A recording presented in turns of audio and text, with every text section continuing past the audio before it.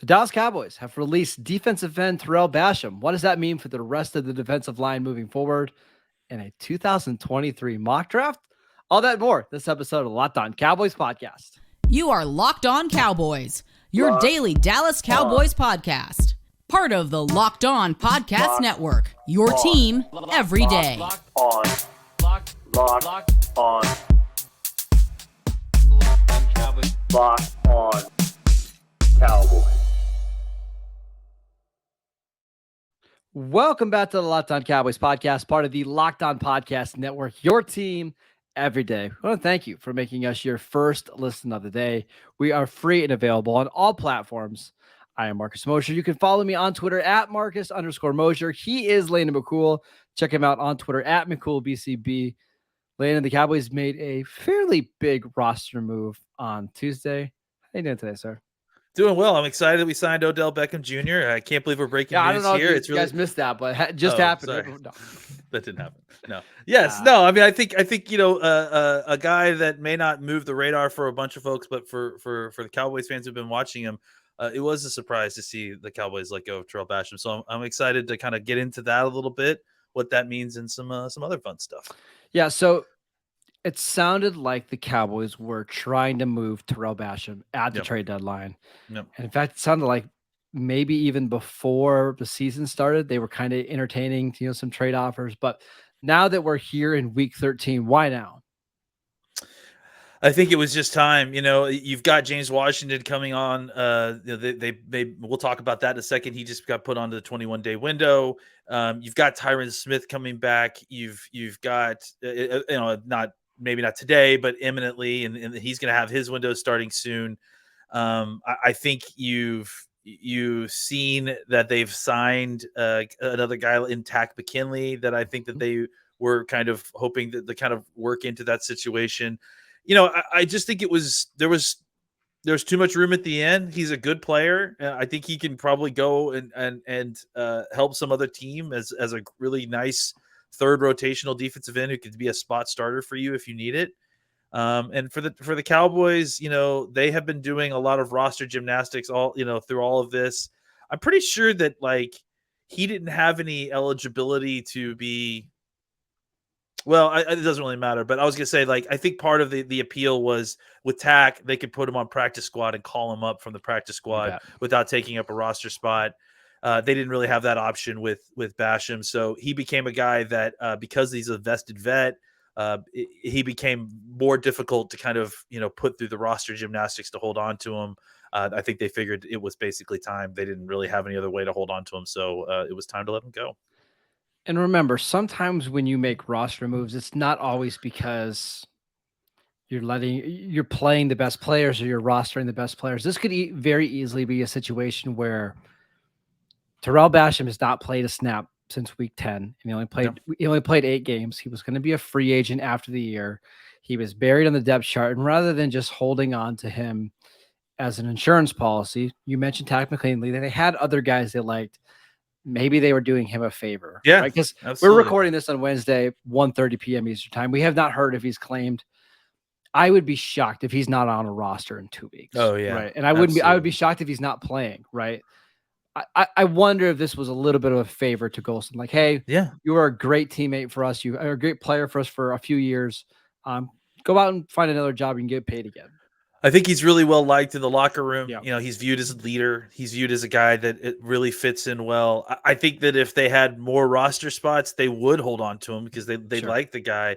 So I don't doubt that at all. I don't doubt that it's just one of those situations where, hey, you know what? We just unfortunately don't have enough spots for you, but why don't you go see if you can maybe catch on with a contender or something to see what you can do for the rest of your season. And then hopefully that helps leapfrog his free agent year next year. So, and let's be honest. There was also a part of Golston played in this defense a very specific role, right? He's kind of Basham. Got ahead of myself. Basham played a very specific role. Like a lot of times he was being used as a 4-eye or the big base defensive end. Yeah. And I think they kind of want to see more of Chauncey Golston, who I previously mentioned. Golston has played more snaps over the last 2 weeks, 28 snaps against the Vikings, 19 against the Giants. And I actually think he's played pretty well. in those snaps. Like not amazing or anything, but better than we've seen. This just opens up the door for him to play 20-ish snaps a game now. Yeah, and that's why I think Basham's really going to be a valuable piece to whoever picks him up, right? Is because this is the kind of piece that you're looking to add at the end of the year. You know, you're not going to find a superstar defensive end. You're not going to find a huge game changer. But what you can find is a guy that has like a level of versatility that he can play inside, he can play outside, he can do a little bit of everything. And you know, look, if training camp indicates anything, he still has some playmaking ability to him as well. Sure. So I think for the Cowboys, like I said, it's, you know, the roster stuff. You've got these young defensive ends who you like Golson that you mentioned that you want to continue to see more. And if you did that, it would have to be at the expense of Basham, and just trying to find a spot for him on the game day roster, which just wasn't going to work out. You know, I think he still has good football left in him. I am excited to see Golson, you know, kind of continue his reps. Famously, since we kind of not went after him, but called him out a little bit for his play a couple weeks ago. Sure. He has played a lot better since then. So I think all of that pointed to a situation where there just wasn't enough room in the end for Golson. I mean, for Basham. Both did it.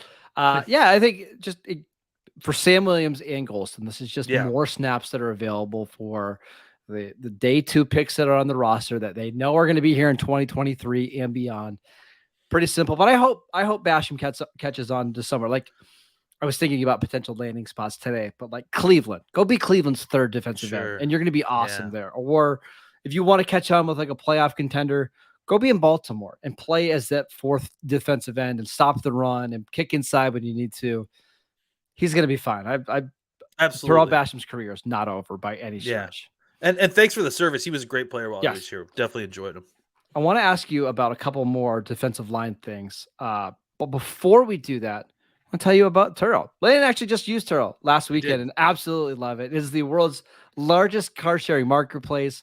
With Tarell, you can book any car that you want, wherever you want it, from a community of local hosts. What car did you go with, by the way? It was a what is it? A Chevy. It was like not a Suburban. It's the Yukon. That's right. It's like the XL Yukon. So it was lots of room, lots of space. It was nice to drive a different kind of car. I don't usually get the opportunity to drive that kind of car, so it was fun to kind of change it up. You can be like Landon. You can book a spacious SUV or minivan for a family road trip, which I know a lot of people in my family do. You can get a classic or luxury car for like the holidays if you want to show off a little bit. Many Tarell hosts can even deliver the car right to you. Every trip is backed by liability insurance. Terms, conditions, and exclusions apply. Forget boring rental cars and find your drive at Turo.com. We also want to tell you about Audible. We've got some absolutely great podcasts on Audible right now, especially if you love football podcasts. There's a new one called the Block Forever podcast, which you know how much we love offensive line play. So if you want to go listen to former NFL All-Pro Ryan Khalil talk about blocking and protection schemes, and he sits down with other former or current star players such as Christian McCaffrey, Juju Smith-Schuster. New episodes of Block Forever will be recorded and released every week ahead of Thursday Night Football. Ryan and guests discuss topics like player psyche, sports betting, playing through pain, being a leader, and how to deal with tough teammates. Nothing out of bounds on this podcast. Available for free on Audible or wherever you get your podcast. Catch the full Block Forever series, available anywhere you get your podcast, available everywhere. Now, Audible, get in the game. All right. Back to the defensive line just very quickly. Takk McKinley, the Cowboys signed him on the practice squad. It's been a few weeks now. Mm-hmm. Do you anticipate him being a part of this roster anytime soon? Yeah, I do. I mean, I think that there's a chance that, you know, they signed him with the him being that called up from the practice squad player. Is it 3 or 4 opportunities to be called up from the practice squad to the active roster? I think it's 4. I think it's 4 too as well. So I think that, you know, that kind of lines up perfectly with what you are looking for. That gives you an opportunity to kind of evaluate him. It's still, you know, still a young player. I mean, this is a Will McClay special, right? Like a former first-round pick that they liked coming out, did work out with his first team. You know, and obviously Quinn has a history here with them, so he has some faith in him.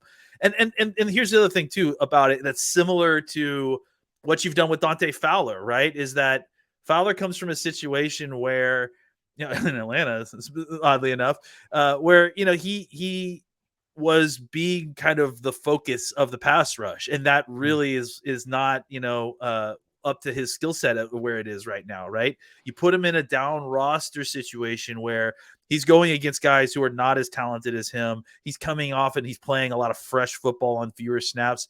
And you hope that Takk McKinley can follow a very similar kind of path, right? He's a little bit bigger, maybe hopefully a little bit stouter on the edge. Maybe you can get some good run snaps out of him as well. But I think it's a similar situation where you're taking a guy who clearly has some pedigree that lots of teams like, including this team, I know I had him high on their draft board, and you're putting him in a better situation, a situation where that they may have more opportunity to thrive because there's not as much tension on them, there's not as much pressure on them, and you're just allowing them the best opportunity to make the most of their skills. And also on top of that, the roster flexibility of being able to call him up from the practice squad. All of that is really good stuff, especially compared to what you have with Tarell Basham, who, again, great player, but older. You're not going to develop him any, and he's kind of an albatross from a roster building situation. Right. It's tough to move around a little bit. We should also mention that. So he played with the Rams earlier this season, but just he like ruptured. What's that? Just like Fowler. I mean, he's just following this Fowler. I mean, path, he really is. Yeah. So this is important. So Takk tore his Achilles December 21st, 2021. All right. So we're not even a year removed from the Achilles injury. He played with the Rams earlier this year from weeks 3 to week 6. I mean, he was fine. It was whatever. I almost wonder if this isn't more of like a reserve move. Like, hey, put him on the practice squad now. And then once we get to the end of the season, that's when you can sign a reserve contract. And basically like, hey, this is our 2023 version of Dante Fowler. Fowler's scheduled to be a free agent.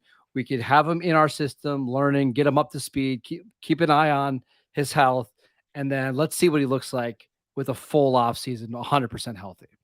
That sounds like a good plan to me too. I mean, honestly, like whether they want to call him up or not, they have that option, and it's obviously great to have that flexibility. Yeah. That if you don't need him, you don't have to call him up. You just kind of continue to have him on your reserve, and then deal with his contract status on the other side of the offseason. But yeah, I like that plan a lot too. I just think, honestly, anytime that you can get young, talented first-round players that just it didn't work out, the Cowboys will find a way to or whatever it is, right? The Cowboys will find a way to get that player, put them in the best situation.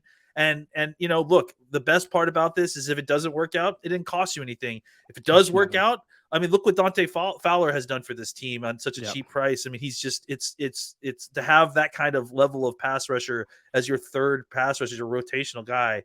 That's an incredible luxury to have. Yeah, he turned 27 this month, so he's still incredibly young. Very young. I wouldn't be surprised if we get into December and Mike McCarthy, he loves to give these guys breaks. If we get into December 15th or whatever, and it's okay, Fowler, we know you're not hurt, but we're going to just give you this week off to just kind of reset your body. Let's pull Takk up for a week, have him revert back down to the practice squad, give him 11 snaps, and then there you go. I think this is more of a long-term move and a long-term play than it is we need this guy for the playoffs. That's just my opinion. Yeah, and whether it's they have immediate plans for him, or like you suggested, I love that idea of kind of him being a stash guy that they're hoping to kind of get a nice surprise for him next year. Either one of those is great. I think the way that they played it, they're going to get a lot of flexibility to do either. If they need him to come into play, that they absolutely have the ability to call him up, and obviously like up to 4 weeks of practice squad time that he can come up and be on the active roster. If not, save him until next year. Let's see what he's got when coming into 2023 and just that much further away from an Achilles injury. One more thing on the defensive line before we move on. The Cowboys have released 3 either high profile or draft picks this year, including John Ridgeway, a 5th-round pick from this year, Tristan Hill, a 2nd-round pick from 2019, and then now Tarell Basham. Is that just due to having a really deep D line? Is that bad roster construction, like to use all these picks and assets and then have to cut these guys midseason? What are your thoughts? I think it's different that since this is from the defensive position, right? Like because these guys they rotate them in so much, they get a ton of snaps, and so they have a high number of these guys. So I think it's different when it's the defensive line. You get a level of usefulness from these guys, even the down roster guys. So like even someone like Tristan Hill or Basham, right? Like those guys were, despite being on the trade block, were actively playing for the Cowboys quite a bit at the time as well. I think, look, you can certainly make the argument that Tristan Hill didn't work out the way that you were expecting a second round pick to work out. I think that'd be hard to argue. But I also think that the Cowboys did a really good job of trying to reclaim that project, right? Of not just completely skewing him aside, and they got some production out of him these last 2 years. Not a ton, not what you're expecting, but something. And then, once they were unable to trade him and they got, they had accumulated enough talent in the defensive line room, they had to cut the fat. And that's nothing against these guys, but these guys were playing and giving you decent snaps. I mean, Basham obviously been on the injured reserve, but previously he'd been playing and giving you quality snaps. So I think for Basham, it's not. I think you got your contract's worth with Basham as far as I'm concerned. Without a doubt. I think for Hill, look, that you didn't get what you were expecting from your second round pick and your highest pick that I'll mention from that draft class. That certainly isn't what you were hoping to get out of Hill.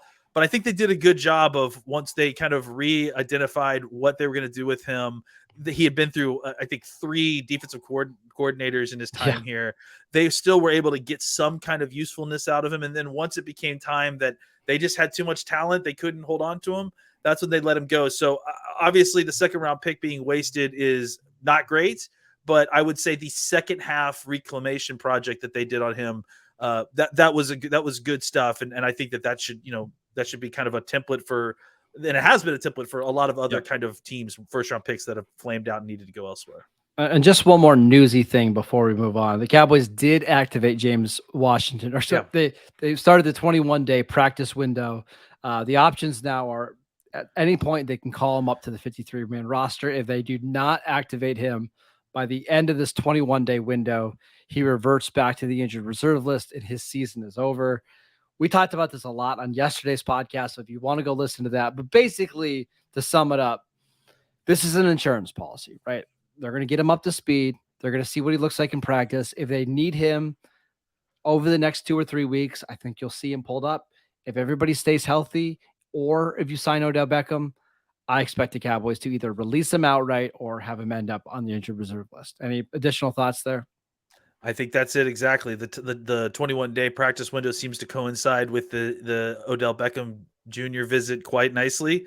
So there should be some answers there, but before you have that window closed, and then you can make the decisions on both of those players at that time, and it should line up just fine. It's a win-win situation for Dallas, right? Like if he looks awesome in practice and it's just clear, like, hey, he's one of our top 3 or 4 receivers, fantastic. Put him on the active roster. If he struggles or there's no difference between him and wide receiver 4, wide receiver 5, you just hold on to him and you wait for that window to expire and you place him on your injured reserve list and maybe you try again next year. I mean, there's really no bad outcome here. Yeah, I mean, I think we've talked about how we're all kind of confused by the James Washington thing a little bit, but there isn't really a negative outcome as long as you're not forcing him onto the field at the expense which I don't of think other they will. players, which doesn't look like they are. So, because if they were forcing him on the field, they wouldn't have waited till week 13 to start his practice window when he said he's been healthy for weeks now. So exactly, I think we have a pretty good idea what's going on there. All right, let's do one more fun segment, Landon. But before we do that, we want to tell you about LinkedIn. These days, every new potential hire can feel like a high-stakes wager for your small business. You want to be 100% certain that you have access to the best qualified candidates available. That's why you have to check out LinkedIn Jobs. LinkedIn Jobs helps you find the right people for your team faster and for free. All you have to do is add the purple hiring frame to your LinkedIn profile to spread the word that you're hiring. Simple tools like screening questions make it easy to focus on candidates with just the right skills and experience that you can quickly prioritize who you'd like to interview and hire. It's why small businesses rate LinkedIn Jobs #1 in delivering quality hires versus leading competitors. LinkedIn Jobs helps you find the qualified candidates you want to talk to faster. Post your job for free at linkedin.com/LockedOnNFL. That is linkedin.com/LockedOnNFL to post your job for free. Terms and conditions apply. All right, Landon, I know we're still several months away from being in draft season. Hopefully you and I aren't talking about the NFL draft for 3 more months, 2 more months. Yeah, hopefully. Yes. But our the great Dane Brugler released his first mock draft of the year. He had the Cowboys picking at 27, so he's a little bit of a hater. So whatever. Terrible. They selected a player named Devin Witherspoon. We're not going to talk about this player specifically, but the part that I wanted to ask you about is he has the Cowboys selecting a cornerback in round 1, and he believes that's their biggest need kind of going into the 2023 offseason. Would you agree? I mean, I think he's in the ballpark for sure, right? Like, so well. Yeah. I mean, I think you look at the contract situation. Anthony Brown's going to be a free agent next year. I'm pretty certain. And then after that, you definitely don't have Jordan Lewis. We'll see if Jordan Lewis is on the team next year, honestly. But Jordan Lewis is up in 2024, and Trayvon Diggs is also up in 2024. I have a strong inkling that Trayvon Diggs will likely resign. I don't know what's going to what'd you say? Are you going to break some news here that the Cowboys want to resign Trayvon Diggs? I think that they may be fans of that player. Yep. Anthony Brown, look, he's going to be 30. He plays vast majority of the snaps and has been up and down at this point this year, but I thought he's played pretty well, played really well last year. You're going to start losing some of these bodies here soon. These contracts are expiring. Yep. That Kelvin Joseph is not giving you any indication that he's ready to step up and be the starting cornerback next year. Nahshon Wright, same thing. It wouldn't shock me, despite the fact that you have a 2nd and 3rd round pick already on this roster corner, that you would take a 1st round pick. And look, worst comes to worst, you get the 1st round pick. Maybe Kelvin Joseph does develop, and suddenly an embarrassment of riches at the cornerback position, much like the defensive line. So here's kind of the exercise that I was doing with myself this morning. I went position by position, thinking of, could the Cowboys, or is it likely the Cowboys would spend a 1st round pick at this position? Let's just do it really quickly. Quarterback, no. Running back, listen, they drafted another running back in the 1st round. I'm going to be livid. Wide receiver, maybe. I think wide receiver is a position. Although I would say I feel better about wide receiver now than I did at the draft last year, because Gallup is healthy, right? Yeah, I agree. And I think Odell Beckham signing will also have if that happens, will have an effect there as well. Tight end, I can't see it. Even if Dalton Schultz leaves, I can't see it. Probably not. Offensive line, maybe, depending on what we're talking about with Tyron Smith at this point. That's probably like if Tyron comes back and looks really bad, maybe. Defensive end, I kind of doubt it at this stage, especially with Lawrence. Yeah. With Lawrence re-signing and Sam Williams looking good and Armstrong looking pretty good, I don't see it. I don't either. Defensive tackle, absolutely yes. Maybe, yeah. Off the ball linebacker. Well, that's interesting, right? I think you've got a guy that you really obviously like, I think you have 2 young guys that you really like, and Cox and Damone Clark.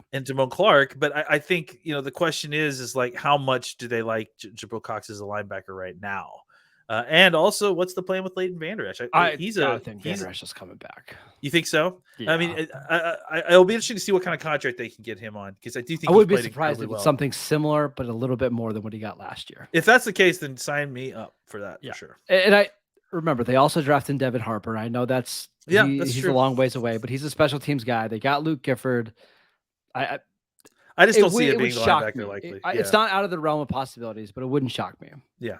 And then safety is the only other one. And I just don't think this team is all that interested in spending a 1st round pick on a safety. I know Donovan Wilson's a free agent, but you have Jaron Kearse coming back next year. You have Malik Hooker on a deal.